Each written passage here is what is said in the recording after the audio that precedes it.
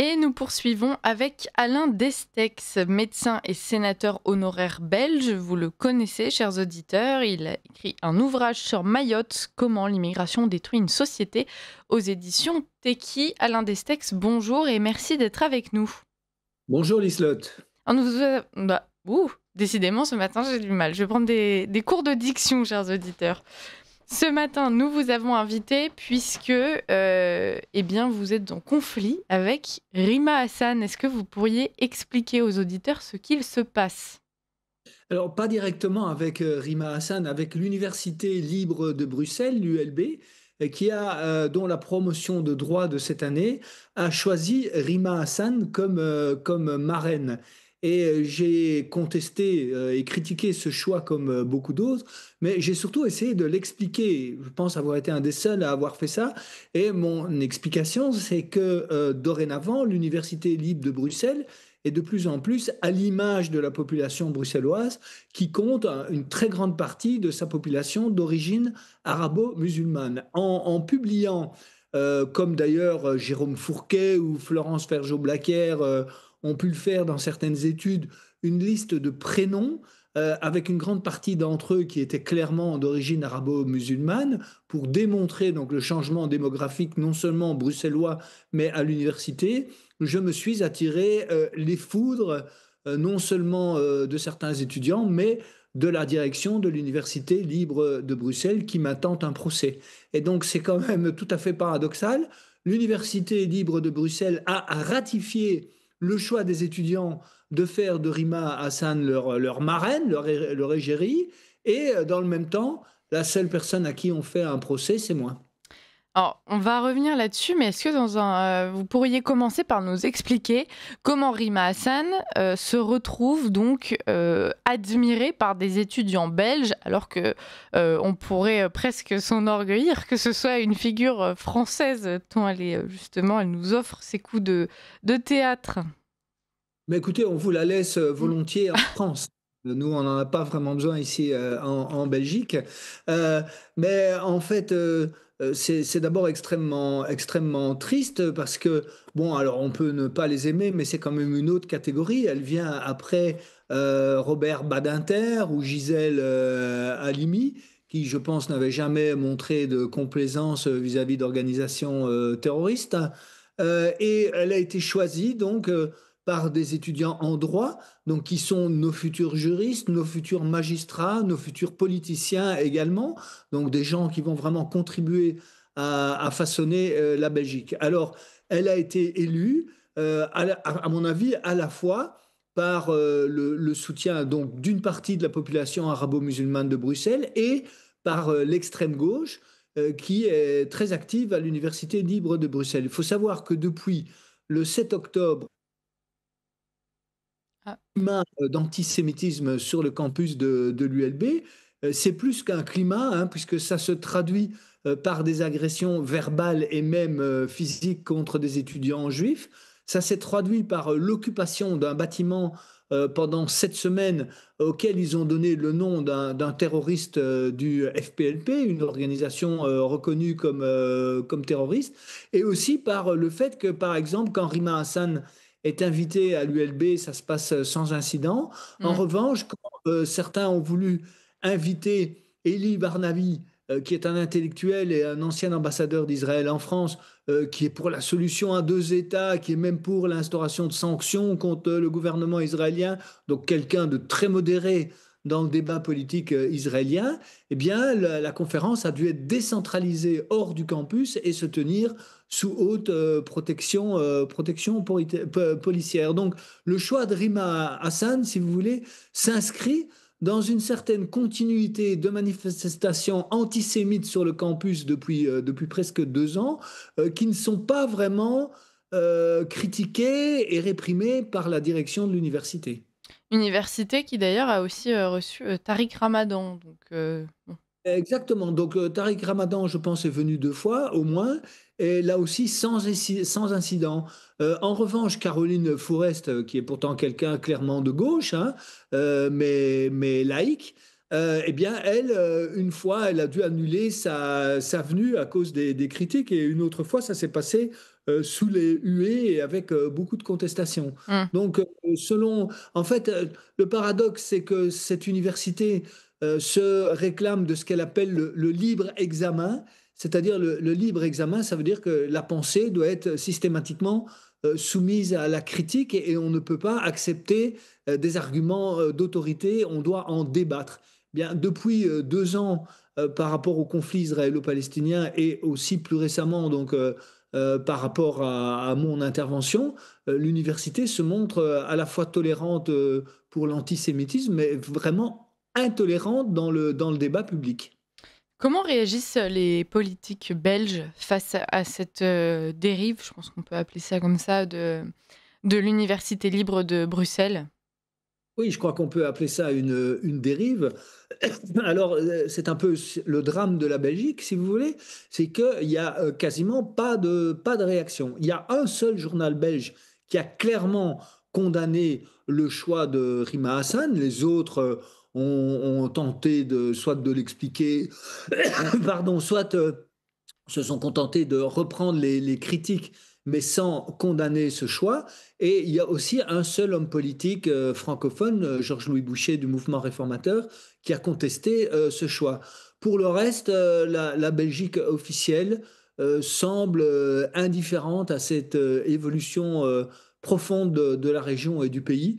Et le monde politique, si vous voulez, suit les évolutions de la société plutôt que les anticiper et essayer de proposer des alternatives et une vision claire. Mmh. Vous vous retrouvez, attaqué donc par l'Université libre de Bruxelles pour vos prises de position et puis cette sonnette d'alarme que vous tentez de tirer à l'index. Comment, vous pouviez prévoir ce genre de réaction? Puisqu'en France, on a eu des cas, à peu près similaires avec des professeurs qui sont harcelés. On fera bientôt, chers auditeurs, une émission à ce propos avec, donc un professeur de maths qui s'est retrouvé harcelé par le rectorat et par ses collègues. On a déjà reçu Fabrice Balanche de Lyon qui lui aussi s'est fait exclure parce qu'il se retrouvait menacé de l'université. Donc c'est quelque chose en France, le genre de réaction qui devient assez prévisible. Si c'est pas des procès, au moins ce harcèlement intellectuel et même physique à l'index. Donc est-ce que vous pouviez prévoir ce genre de réaction? Est-ce que vous y étiez préparé? Alors, sans doute que je pouvais le prévoir, mais j'ai quand même été surpris par son ampleur. Parce que dans ce cas-là, si vous voulez, vous avez une mobilisation de toute la gauche et je ne vois pas l'équivalent à droite de ce genre de mobilisation. Mais c'est vrai que prendre une position dissidente, si vous voulez, devient très compliqué. Pourquoi? Parce que effectivement, vous avez tout le système politique, médiatique, associatif qui vous tombe dessus. Et finalement, les autorités accompagnent ceux qui vous critiquent plutôt que de les dénoncer. Je vous donne un autre exemple qui n'est pas lié à ma personne.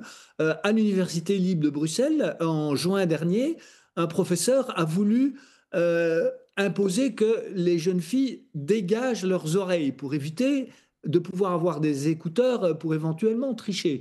Eh bien, alors que j'ai vérifié dans le Coran, rien n'impose de couvrir les oreilles. Une série d'associations étudiantes, l'équivalent français du défenseur des droits, ont trouvé cette mesure absolument scandaleuse et discriminatoire, alors qu'elle n'avait rien d'hostile à la religion, elle visait simplement à éviter la triche. Oui, Et puis bien là encore, une fois de plus, la direction de l'université a cédé et c'est le professeur qui a été blâmé pour discrimination ou attentat à la liberté religieuse. quand bien même d'ailleurs le Coran aurait demandé, dans l'idéal aux jeunes filles de se couvrir les oreilles, la question qui se pose c'est: l'université doit-elle se plier à ce que préconise le Coran? Alors évidemment, et vous faites bien de le préciser, d'autant plus que dans le cas de l'Université libre de Bruxelles, elle a été créée par des francs-maçons Ouais. et c'est une université, laïque qui se félicitait de la laïcité et jusqu'à récemment, il était absolument impossible d'imaginer un symbole, religieux au sein de l'université. Une croix dans un auditoire ou même une croix portée par une grande croix portée par un élève. Or, depuis 5 ou 10 ans, toutes ces digues ont cédé et aujourd'hui, vous avez beaucoup d'étudiantes voilées à l'université et de même que vous avez des prières clandestines qui sont organisées dans les couloirs et sous les escaliers, au vu et au su de tous, mais qui sont tolérées par la direction de l'ULB. Donc vous avez parfaitement raison de souligner que même si le Coran l'interdisait, mais il se trouve qu'en plus il ne l'interdit pas, ce n'est pas une raison pour l'accepter. Hmm. Alain Destax, mettons les pieds dans le plat. Si aujourd'hui l'Université libre de Bruxelles ou même les personnalités politiques belges laissent faire ce genre de situation dans leurs universités, c'est aussi en raison de la vague démographique face à laquelle ils se trouvent. On a de plus en plus d'étudiants arabo-musulmans qui revendiquent d'ailleurs cette identité et effectivement on a des professeurs, des directeurs d'université, mais aussi des élus politiques qui se retrouvent à devoir, en tout cas à s'imaginer, devoir composer justement avec ces populations en les prenant en compte et en les intégrant, alors même plus qu'il ne le faudrait, et donc en tout cas en les laissant dicter les choix d'orientation des cours, des propositions politiques ou autres. Vous avez parfaitement raison. Le changement démographique à Bruxelles, d'ailleurs, est sans doute le plus considérable de toute l'Europe occidentale, puisque cette ville historiquement belge est aujourd'hui composée de 61%, je répète, 61% d'habitants d'origine extra-européenne et seulement 23% d'habitants d'origine belgo-belge. Ce sont les statistiques de l'Institut belge de la statistique, hein, ce ne sont pas les miennes. Est-ce que ça Ce sont- prend en compte seulement, donc, enfin, est-ce que ça prend aussi en compte les origines, puisqu'on peut avoir des Belges de papier, mais qui seraient d'origine étrangère. C'est quelque chose qu'on a beaucoup en France. On en parle souvent de cette nuance statistique. Absolument. Donc là, ici, on ne parle pas de la nationalité, on parle de l'origine, hein, D'accord. uniquement. Mais il se trouve effectivement que les lois sur l'acquisition de la nationalité étant tellement libérales, si vous voulez, que beaucoup de ces populations d'origine étrangère ont également la nationalité belge. Mais le point que vous mentionnez est très important. C'est vrai qu'il y a un suivisme, si vous voulez, des autorités qui ne font que s'adapter à cette situation. Et vous avez aussi une infiltration de l'université par les frères musulmans pour en prendre le contrôle.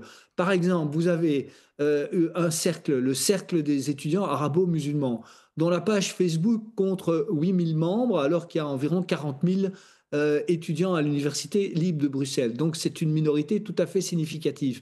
Eh bien, quand ce cercle organise des activités, ils font des réductions pour le comité contre l'islamophobie en Europe. Donc, par exemple, si ils font un repas, il y a une réduction de 20 ou 50%.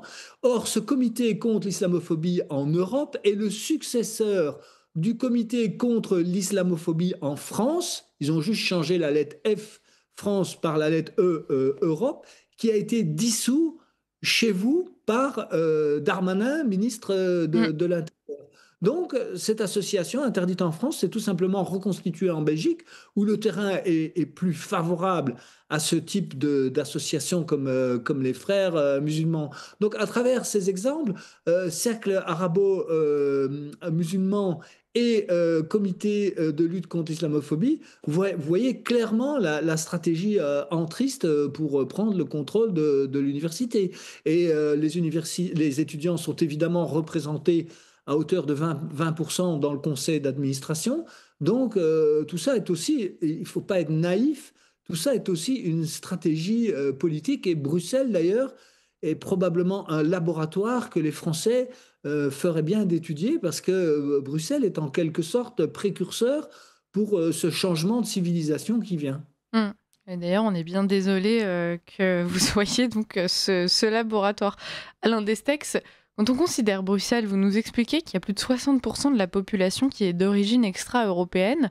C'est cette même partie de la population qui continue de se définir comme étant minoritaire, qui se définit mais qui est désignée aussi par encore une fois les hommes politiques ou les médias belges. Il y a peut-être une vérité à rétablir pour arriver à ce changement de mentalité. Aujourd'hui, les populations minoritaires ne sont plus minoritaires en Belgique. Très, très bon point, madame. Elles sont devenues majoritaires, mais continuent à se présenter comme minoritaires et contre des victimes. Et vous avez eu un autre incident euh, qui s'est passé de nouveau à Molenbeek, où une échevine, l'équivalent d'adjoint au maire en France, qui a été bourgmestre, maire en fonction pendant quelques temps, a dit à propos d'un conseiller communal de l'opposition qui s'inquiétait du port du voile, lui a carrément dit que s'il n'était pas content, il pouvait déménager et aller vivre ailleurs en lui disant dégage, si vous voulez. Alors, comme d'habitude, les médias ne parlent pas de ce genre de choses, mais là, manque de bol, Elon Musk a repris cette vidéo et elle a été vue aujourd'hui par 35 millions de personnes. Ça s'est passé hier ou avant-hier. Et donc, voilà, donc de temps en temps, la vérité émerge, mais il est clair que dans une commune comme Molenbeek, mais elle n'est pas seule, hein, il y en a d'autres à Bruxelles, aujourd'hui, les représentants politiques, si vous voulez, des musulmans, parce qu'en Belgique, le vote est devenu communautaire, hein, les Marocains votent pour des Marocains, les Marocains belges votent pour des Marocains, les Turcs votent pour des Turcs, les Pakistanais votent pour des Pakistanais. Donc le vote Bruxelles n'a plus de corps politique, si vous voulez. C'est devenu un morcellement de communautés où chacun vote pour les candidats de sa communauté. Et tout le monde est belge.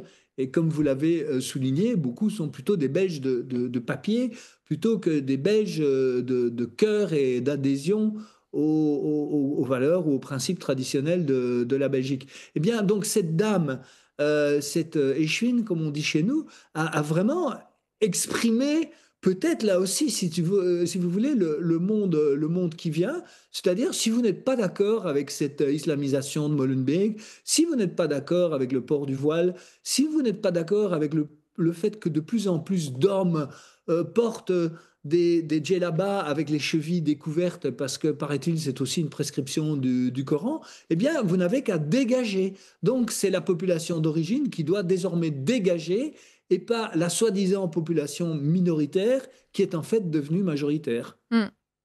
Alain Destex, vous vous retrouvez attaqué donc par ces fervents soutiens de Rima Hassan.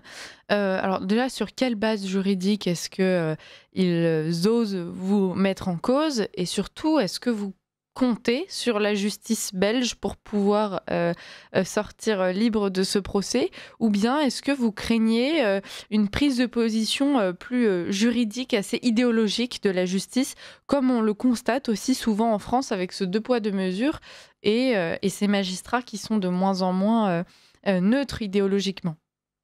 Alors, il me semble que les magistrats belges ne sont pas encore aussi politisés que les magistrats français, mais la plainte contre moi, qu'entre parenthèses, je n'ai pas encore reçue, elle est annoncée dans les médias, elle est pour incitation à la haine, ce qui est, selon mes avocats, totalement absurde et sans aucune possibilité d'aboutir. Mais comme vous le dites, on ne sait jamais avec la justice. J'ai d'ailleurs moi-même annoncé le dépôt d'une plainte contre la rectrice de l'ULB qui a complètement manipulé mes propos parce elle a dit que je voulais ruiner l'avenir professionnel de ses étudiants. Je ne sais pas où Mmh. elle est sortie ça, mais d'où elle sort ça, mais en tout cas, mon intention était simplement de démontrer, d'essayer d'expliquer le vote pour Rima Hassan comme la conséquence d'un changement de population à Bruxelles et strictement rien d'autre, sans stigmatisation et sans évidemment intention de ruiner le futur professionnel de ces étudiants. Mais le comble, et je crois que ce qu'il faut retenir, c'est que l'université valide le choix de Rima Hassan pour la promotion de droit et m'attaque en justice. Et en fait, en Belgique, contrairement à chez vous en France, on n'a pas vraiment la possibilité de se défendre. Il n'y a pas de radio courtoisie, il n'y a pas de ligne droite, il n'y a pas de Figaro, il n'y a pas de Valeurs Actuelles, il n'y a pas de Causeur, il n'y a pas de CNews, si vous Un voulez. fameux cordon sanitaire, oui. Par exemple, je pense que vous allez être le premier média à apprendre que j'ai moi-même l'intention de déposer plainte. Donc, malgré le communiqué de mon avocat, eh bien, je suis dans une sorte de cordon sanitaire qui fait que j'ai la parole en France. Le Figaro publie régulièrement mes critiques, je suis invité, mes chroniques, je suis invité chez vous, je suis invité à CNews, mais en Belgique, je suis boycotté par les médias parce que les opinions dissidentes sont interdites. Mmh. Alain Destex, on est ravis donc de vous donner cette parole. On est ravis d'apprendre que vous allez également porter plainte et lorsque ce sera fait et puis que vous recevrez vous-même cette plainte, eh bien, n'hésitez pas à nous faire signe. On sera ravis d'en discuter à nouveau avec vous. Bon courage, on comprend que la situation en Belgique est compliquée. On vous retrouve dans tous les cas très bientôt. Merci. Merci Liselotte pour votre invitation.